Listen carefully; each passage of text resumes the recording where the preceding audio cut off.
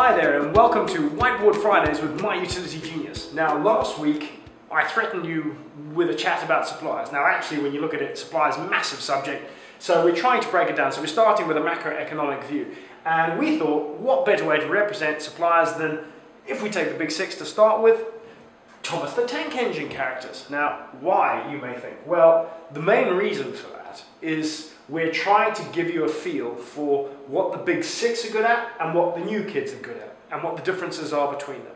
So if we look at things from a very high 50,000 feet level, the big six, typically people are interested in them because they know about them. Their brand is strong.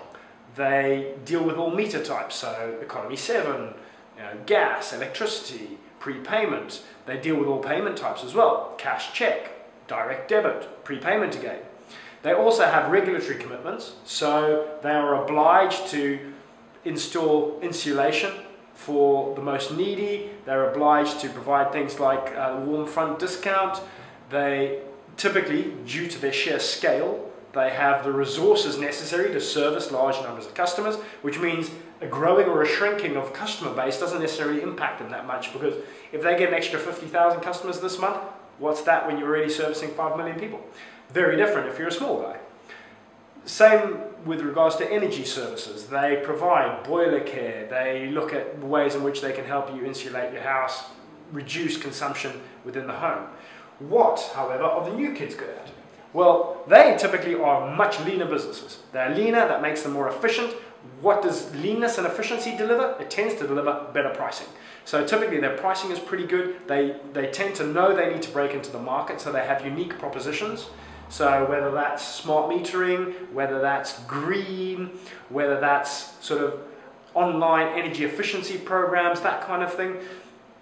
It's important too to actually mention who the new guys are, because our belief is that the media don't address this nearly enough. All they talk about is the big six.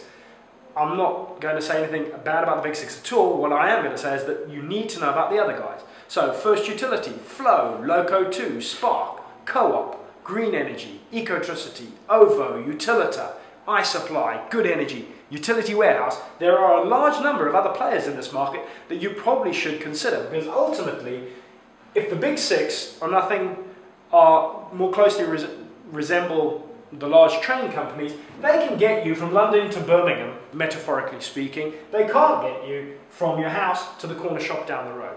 There are suppliers for every type of customer, and whatever your objectives are, there will be a supplier that meets them, and it is important to consider everybody within the market, because ultimately, when you strip everything away, what they're all selling you is fungible stuff. Gas and electricity is the same if it comes out of your pipe. It doesn't matter who it comes from, whether it comes from BG, whether it comes from Flow Energy. Same is true for electricity. Doesn't matter whether it comes from Utilita or it comes from EDF. So the moral of the story is there are a lot of suppliers. You need to actually look at what they do, because there is probably something that's going to help you. And from a switching perspective, any switch is likely to save you a considerable amount of money. Next time around, we'll look at more closely why, given that there's a lot of money to be had in the switching market, switching rates are so massively low. Till then, see you later.